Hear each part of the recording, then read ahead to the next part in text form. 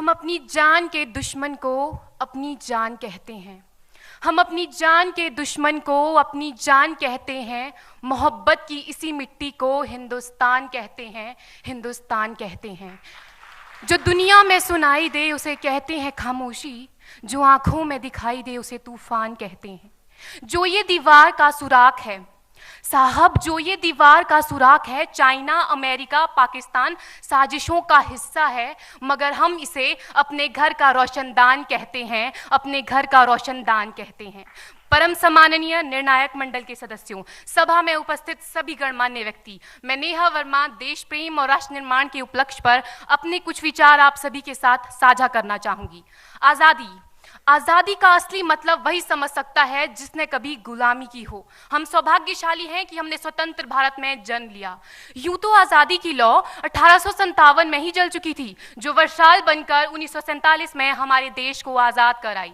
प्राचीन, मध्यकालीन और वर्तमान भारत के उदाहरणों से स्पष्ट करना चाहूंगी कि जब हम फिरंगियों के फेरे में फंस गए थे तो रंग दे बसंती चोला की एक आवाज पर टोलों के टोले उमड़ आते थे और उनके वंदे मातरम के नारों से खून में आने वाला 5-5 डिग्री का तूफान अंग्रेजी शासकों की जड़ों में तूफान ला देता था। लोग मर जाते थे, मिट जाते थे, फांसी चढ़ जाते थे, तो वो भी अपनी देशभक्ति साबित कर रहे होते थे, क्योंकि ये उस दौर की देशभक्ति की कसौटी थी। उसके बाद 62, 65 और 71 के युद्धों में अपना सुहाग गवा देने वाली औरत, जब घर के हालात ये हो जाया करते थे कि प्यार भी भरपूर गया, मांग का सिंदूर गया, नन्हे नौनिहालों की लंगोटियां चली गई, छोटी छोटी बेटियों की चोटियां चली गई, बाप की कमाई गई, भाई की पढ़ाई गई। ऐसा एक विस्फोट हुआ, पता ही चला नहीं, पूरे जिस्म की ही कई बोटियां चली गई। और आपके लिए तो एक आदमी मरा है साहब, किंतु मेरे घर की तो रोटियां चली गई, मेरे घर की तो रोटियां चली गई वाले हालात पैदा हो जाने के बावजूद भी एक माँ अपने बेटे को सरहद पर दुश्मनों की धज्जियां उड़ाने के लिए भेज देती थी और उसे पत्र लिखाकर ये भेजा करती थी कि अम्मा ने खत लिखा है बड़े ही चाव से, पुत्र मेरे ना घबरा जाना, 1 इंच भी पीछे ना हटना, चाहे इंच इंच कट जाना, चाहे इंच इंच कट जाना। इस तरह पूरा परिवार अपनी देशभक्ति साबित कर रहा होता था।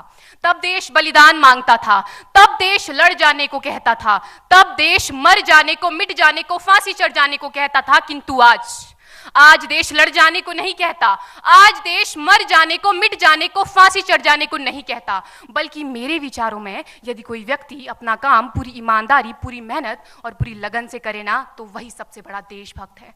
मैं नहीं मानती कि फेसबुक और व्हाट्सएप की डीपी को 3 रंग में रंगना ही देशभक्ति है। और यदि आप कहेंगे कि साल में 2 बार हाथ में तिरंगा ले लेना देशभक्ति है, तो मैं पूछना चाहूंगी कि फुटपाथ में रहने वाला वो बच्चा ट्रैफिक की छांव में नंगे पांव में जब तिरंगा बेच रहा होता है, तो क्या इसे आप उसकी देशभक्ति कहेंगे? ये उसकी देशभक्ति नहीं, उसके पेट के भूख की शक्ति है जो उसे ऐसा करने पर मजबूर करती है। क्योंकि ना मस्जिद को जानते हैं, ना शिवालों को जानते हैं, ना मस्जिद को जानते हैं, ना शिवालों को जानते हैं। जो पेट के भूखे होते हैं ना, वो सिर्फ भोजन के निवालों को जानते हैं, वो सिर्फ भोजन के निवालों को जानते हैं। अपने परिवार, अपने समाज, अपने देश के लिए समर्पण का भाव है देशभक्ति। और हर देशद्रोही के जीवन में आने वाला तूफान है हमारी सच्ची देशभक्ति, ताकि हर देशद्रोही ये समझ सके कि अगर तू परिंदा है तो ये आसमान तेरा है, अगर तू दरिंदा है तो ये शमशान तेरा है, भाईचारे से रहना है तो रह इस जमीन पर, वरना ये कब्र भी तेरी है और यही कब्रिस्तान तेरा है और यही कब्रिस्तान तेरा है। लेकिन एक देशद्रोही से ज्यादा देशभक्ति तब आहत होती है जब एक बेटा अपने बूढ़े माँ बाप को वृद्धाश्रम की चौखट पर छोड़ आता है। करा उठती है वो देशभक्ति जब मुसीबत में फंसे लोगों की जान बचाने से ज्यादा हम सेल्फी लेकर अपने लाइक बढ़ाने में लगे रहते हैं। आज के इस दौर में वो युवा जिनके ऊपर जिम्मेदारी थी अपने देश, अपने समाज, अपने राष्ट्र की आशाओं को बांधे रखने की, वही युवा अब 4x4 इंच की छोटी सी स्क्रीन पर अपनी कोमल अंगुलियों के घर्षण मात्र से अपनी भावनाओं की इमोजी भेज रहा है। 4 बोतल वोडका, काम मेरा रोज का ने भारत का भविष्य तबाह कर रखा है। हम ना एक ऐसे समाज में जीते हैं जहां लड़कों से बात करता देख जो भाई हड़काते हैं, लड़कों से बात करता देख जो भाई हड़काते हैं, वही भाई अपनी गर्लफ्रेंड के किस्से घर में हंस हंस कर सुनाते हैं। और मैं बता दूं, महिला सुरक्षा के मामले में हम आज भी 4थे नंबर पर आते हैं। हम ना एक ऐसे समाज में जीते हैं जहां पत्थर की मूरत को लगते हैं 56 भोग और भूखे नंगे तड़पते सो जाते हैं लोग, भूखे नंगे तड़पते सो जाते हैं लोग। मजदूर को मजदूर समझिए, मजबूर नहीं। गरीब को काम दीजिए, दान नहीं। और अगर दान देने के इच्छुक हैं तो जीते जी रक्तदान दीजिए और मरने के बाद अंग दान देकर किसी मरते हुए को जीवन दान दीजिए। यही सच्ची देशभक्ति और यही सच्चा राष्ट्र प्रेम है। ना सरकार मेरी है ना रब मेरा है, ना सरकार मेरी है ना रब मेरा है, और ना ही ये बड़ा सा नाम मेरा है। बस इतनी सी बात का गुरूर है मुझे कि मैं भारत की हूं और ये भारत मेरा है और ये भारत मेरा है। परंतु एक वैचारिक बीमारी हमारे समाज में मुझे नजर आती है। कहा जाता है हम दुनिया के सबसे बड़े लोकतंत्र हैं, जहां हिंदू पैदा होते हैं, मुस्लिम, सिख और ईसाई भी पैदा होते हैं, लेकिन बदकिस्मती है अब इंसान पैदा नहीं होते। और मेरे विचारों में ना हिंदू की जरूरत है ना मुसलमान की जरूरत है। राष्ट्र निर्माण के लिए केवल अच्छे इंसान की जरूरत है, केवल अच्छे इंसान की जरूरत है। जरा सोच कर देखिए, ये पेड़ पौधे और शाखाएं भी परेशान हो जाएं अगर परिंदे भी हिंदू और मुसलमान हो जाएं। एक शैक्षणिक बीमारी भी हमारे समाज में मुझे नजर आती है, और बड़े ही आश्चर्य की बात है जिस देश ने पूरी दुनिया को तक्षशिला और नालंदा देकर के विश्वविद्यालय शिक्षा की बुनियाद रखी, आज विश्व के 100 सर्वश्रेष्ठ विश्वविद्यालयों में हमारा एक भी विश्वविद्यालय खड़ा नहीं हो पाता। जहां एक और हमारे पास IIT, IIM और NIT जैसे शिक्षण संस्थान हैं, तो वहीं दूसरी ओर इस देश के गरीबों को बेरोजगारी की जमात में खड़ा करने के लिए उनके हाथ में सर्व शिक्षा अभियान का झुंझुना पकड़ा दिया जाता है।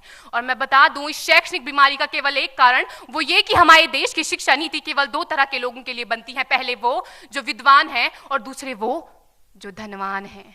इसी तरह की कई गजब की बीमारियां हैं, और इन बीमारियों की जो जड़ है ना, वो हमारा अंधविश्वास। और मेरे विचारों में जब तक इस देश का युवा अपनी सफलता के लिए मंदिरों में जा जाकर नारियल फोड़ फोड़ कर भगवान को रिश्वत लगाता रहेगा, हमारे समाज का शिक्षित वर्ग ही बिल्ली के रास्ता काटने पर खड़े हो जाना, अपने धर्म अपनी जाति को ऊंचा मानकर दूसरों के धर्म की अवहेलना करता रहेगा, तब तक ना तो इस देश से अंधविश्वास खत्म होगा और ना ही हमारा राष्ट्र निर्माण संभव होगा।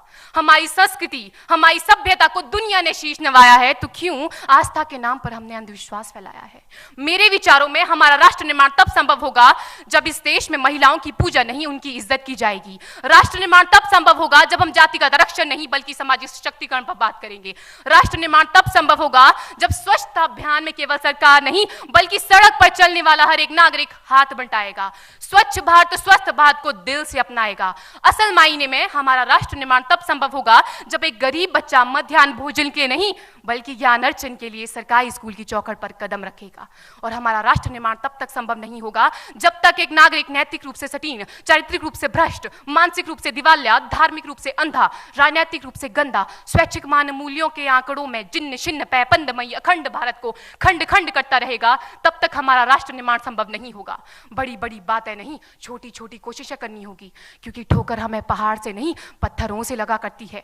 I being an Indian, I being a student, I being a symbol daughter of this motherland feel proud to be an Indian। और मैं सैल्यूट करना चाहूंगी सरहद पर दिन रात हमारी रक्षा के लिए खड़े हर उस जवान को, इस देश की पुलिस, प्रशासन और किसान को, और इस देश के हर उस व्यक्ति को जो अपना काम पूरी ईमानदारी, पूरी मेहनत और पूरी लगन से करते हैं, जिनके बिना राष्ट्र निर्माण की कल्पना करना भी असंभव सा लगता है। और आज इस मंच पर पूरी जिम्मेदारी के साथ मैं भारत की बेटी ये कहती हूं कि हमारा राष्ट्र निर्माण तब संभव होगा जब हम सभी, मैं, आप, हम सब मिलकर प्रयास करेंगे, क्योंकि हमारे देश की जिम्मेदारी नहीं है हमें आगे ले जाने की, हमारी जिम्मेदारी है अपने देश को आगे ले जाने की, अपने राष्ट्र को आगे ले जाने की, अपने वतन को आगे ले जाने की। तो अंत में मैं बस यही कहना चाहूंगी, मेरा हिंदुस्तान महान था, महान है, महान रहेगा। मेरा हिंदुस्तान महान था, महान है, महान रहेगा। होगा हौसला सबके दिलों में बुलंद तो एक दिन पाकिस्तान भी जय हिंद कहेगा। पाकिस्तान ही क्यों, सारा जहान जय हिंद कहेगा, क्योंकि सारे जहां से अच्छा हिंदुस्तान हमारा, सारे जहां से अच्छा हिंदुस्तान हमारा, हम बुलबुलें हैं इसकी, ये गुलिस्तान हमारा, ये गुलिस्तान हमारा। जय हिंद, वंदे मातरम।